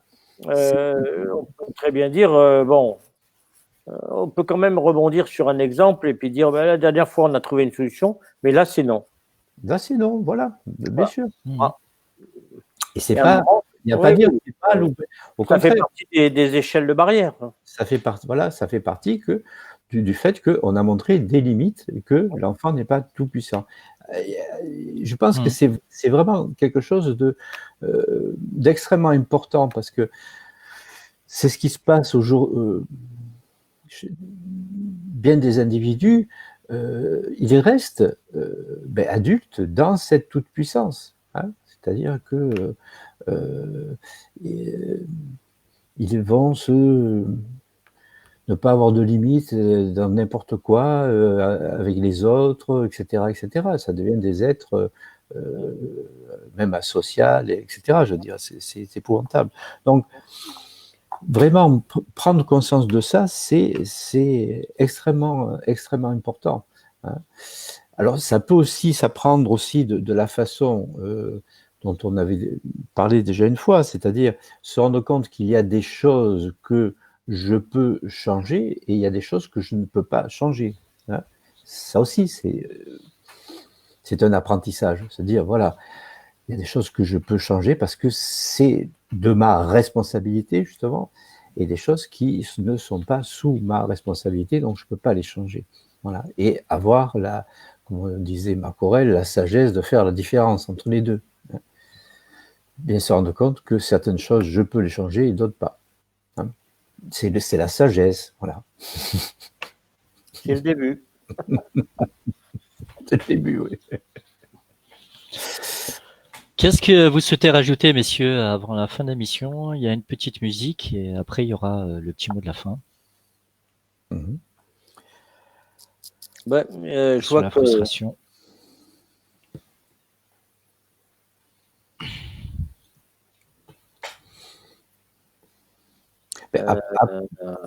Vas-y, Robert. Après, oui, bon, comme on peut dire, comme attitude à avoir, donc par rapport justement à ces frustrations, si ça arrive encore, hein, ben c'est ce qu'on disait, c'est-à-dire les accepter ou alors changer. Hein, on peut prendre aussi de la distance. Hein, c'est aussi une façon de gérer. Hein. Une façon de gérer, c'est aussi de la vivre complètement. Hein. Bon, ben, de faire la crise et puis de laisser, et puis ça va bien finir par. Bien sûr. Hein, voilà, c'est aussi une façon. Hein. Et bien faire aussi le distinguo entre ses besoins et ses désirs. Oui. Hein. Il y a des choses vraiment dont on a besoin et que vraiment si ces choses-là nous manquent, ben c'est pas génial. Et puis nos désirs que bon, on peut très bien s'en passer, hein, je veux dire. Bon. Si on a raté le dernier épisode, c'est pas grave, tu vois. Oui, d'après ce que tu dis, ça demande une identification en fait de l'état, c'est-à-dire de poser des mots sur ce qui se passe réellement, quoi. Et voilà, bien sûr, bien sûr. Pour après éventuellement pouvoir les accepter, en lâcher prise, les laisser passer ou les identifier pour les améliorer ou les leviers éventuellement, comme j'ai pu aussi en rendre compte. Ça après chaque individu bien sûr là-dessus est complètement différent, quoi. Oui, là il y a toute une boîte à outils qu'on peut utiliser, qui tourne autour du lâcher prise, qui tourne autour de l'acceptation, de ce genre de choses. On trouve, comme dans bien d'autres cas, les mêmes remèdes, disons. Manu?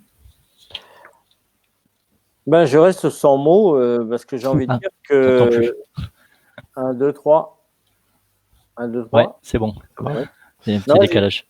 J'avais envie de dire je reste sans mots parce que j'aurais tendance aujourd'hui à répondre à ça par le silence. Parce que finalement,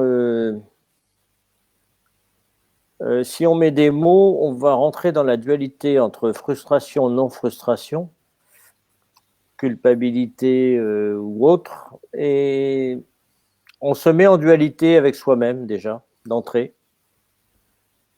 Alors que si on reste dans le silence et qu'on se recentre un peu sur soi, on trouve les solutions en soi.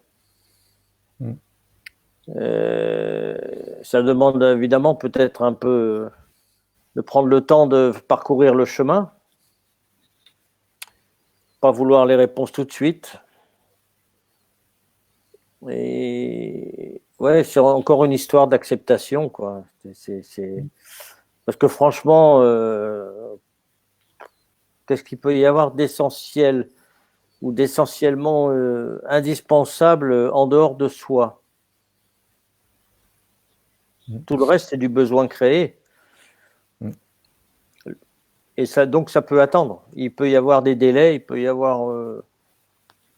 Quand on ne vous donne pas le choix, finalement, vous acceptez par obligation. Enfin, les gens, on va dire en général, acceptent par obligation. Donc, pourquoi pas le faire avec ce que l'on fait soi-même? Parce qu'on ne peut pas agir sur tout, c'est pas possible. Donc, un petit peu de réflexion interne est la bienvenue. Hein. Respirer, comme tu as dit, Lolo. Respirer, ça, c'est la première... on ne peut pas faire autrement. Et dans la respiration, il y a le temps de la réflexion.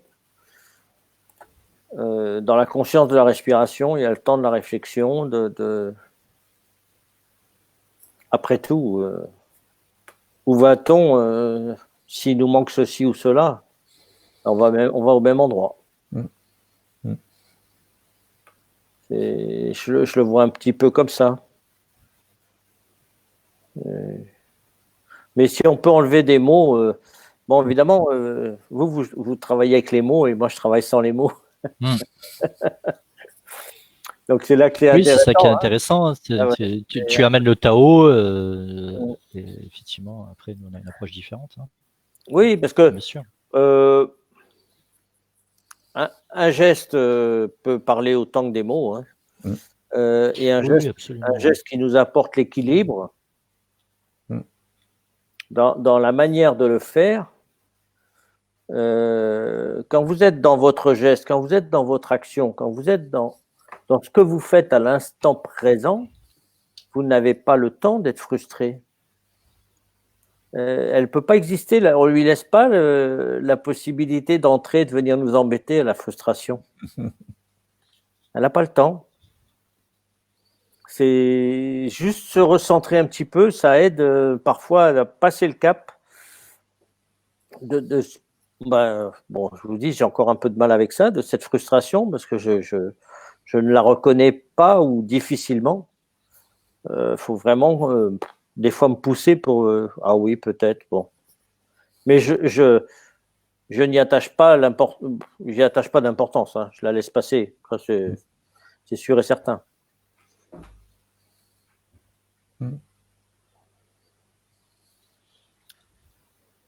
Voilà, on a un spécialiste des mots là qui vient de nous interpeller.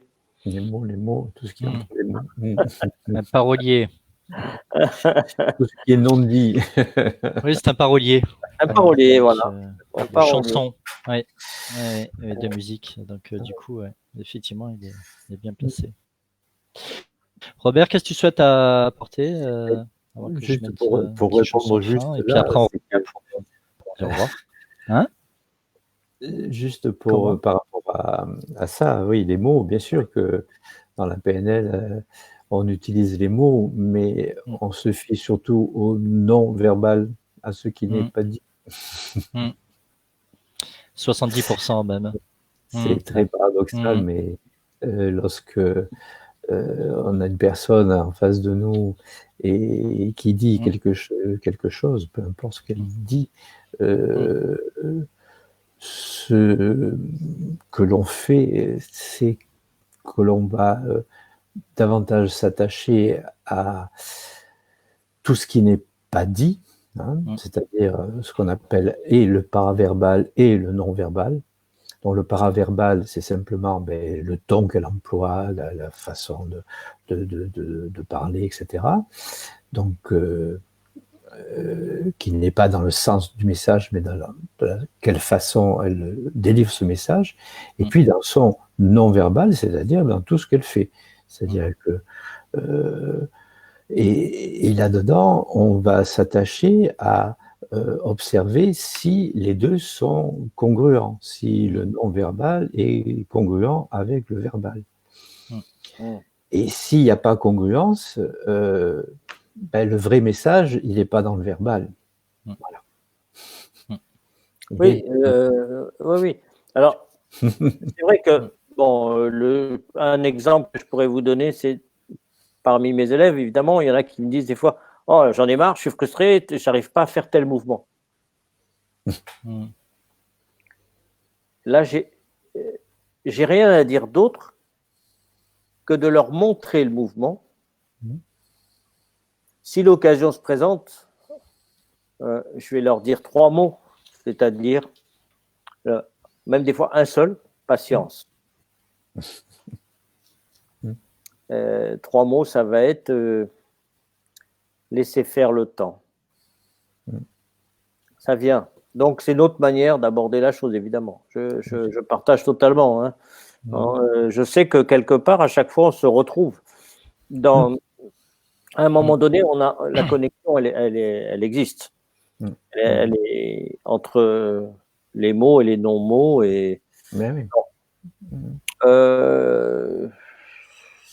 un vaste sujet. Et évidemment, pour débattre de comment vous dire, comment faire entendre à quelqu'un sa frustration à travers un geste, ça demande quand même pas mal d'années. Mais on le voit très vite et on peut l'expliquer parce que le geste correspond à un organe qui correspond à une émotion et qui correspond à une solution. Donc, à travers l'équilibre que peut engendrer le Tao et le Tai Chi notamment, on limite énormément les frustrations.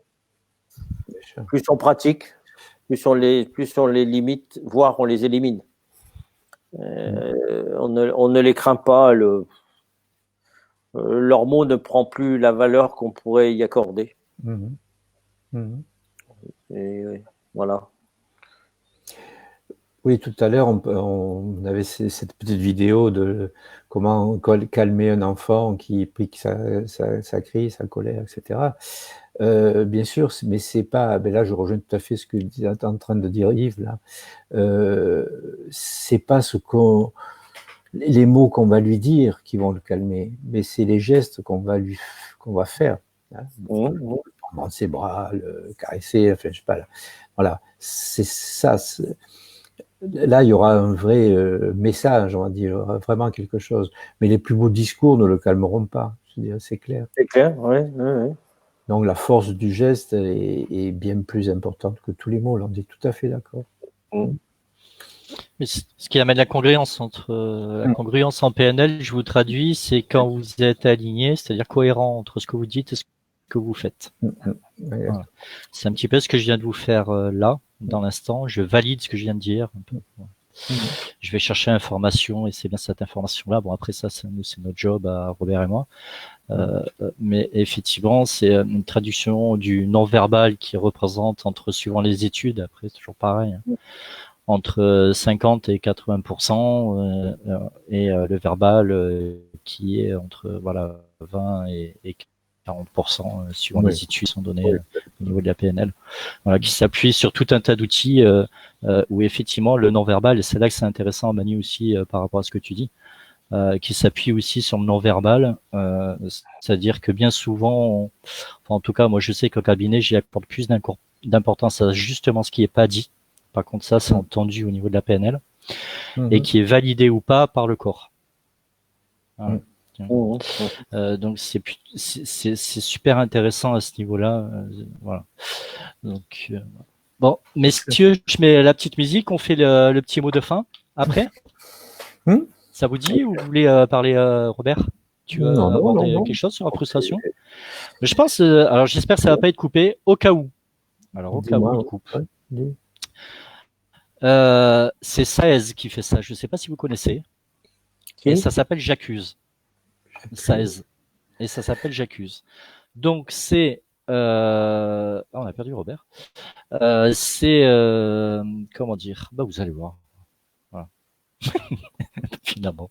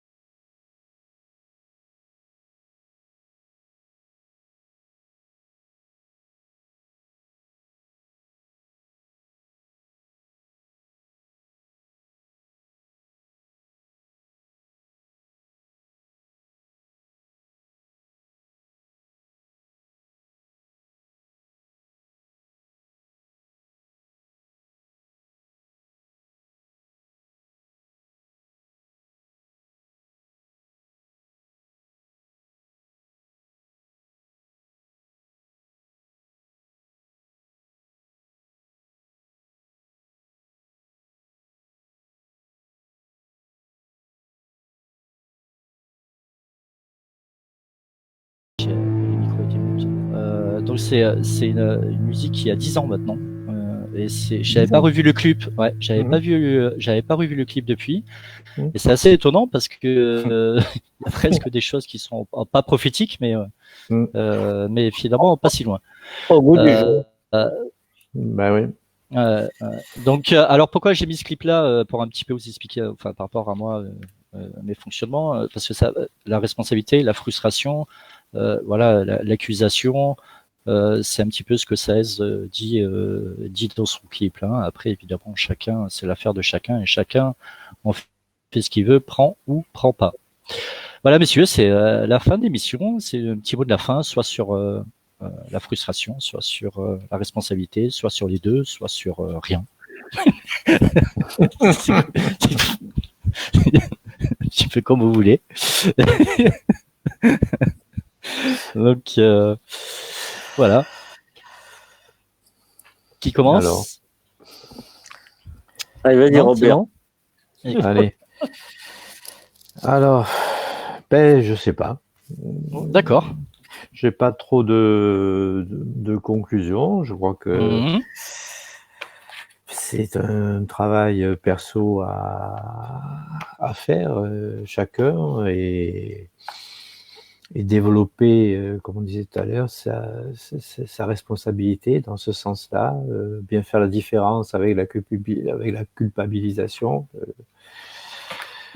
Voilà, et éviter aussi de se faire manipuler, enfin, toutes les choses qu'on a dites. Je pense que c'est quand même, il y a des pistes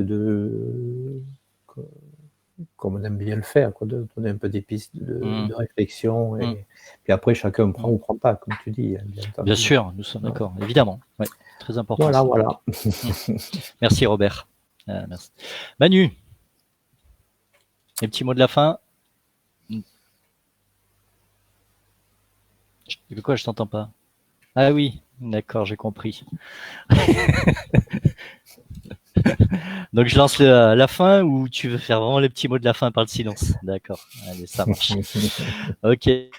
Et donc Manu nous apporte voilà, sa ressource du silence dans le mot de la fin. Robert, merci pour ta précision. Encore une fois, merci à vous tous et toutes d'être là, d'être présents. Apportez vos points de vue à chaque émission et nous en remercions. C'est aussi des pistes de réflexion. J'ai un slot, comme je vous le disais, avec grand plaisir d'un invité à chaque fois sur les thématiques qui sont distribuées le mardi. Jeudi prochain, Opinion donc sera volume 10. Ça y est, on passe à 2 chiffres et ça sera toujours jeudi à 21h avec 2 thématiques que je vous présenterai mardi. Merci à tous. Bienvenue dans Opinion volume 9 qui se termine. Merci à mes invités, merci à Robert, merci à Manu pour leur expertise. Prenez ce que vous avez à prendre, vivez au mieux possible et nous sommes présents si vous avez des questions après futur. Évidemment. Merci beaucoup. Au revoir à tous.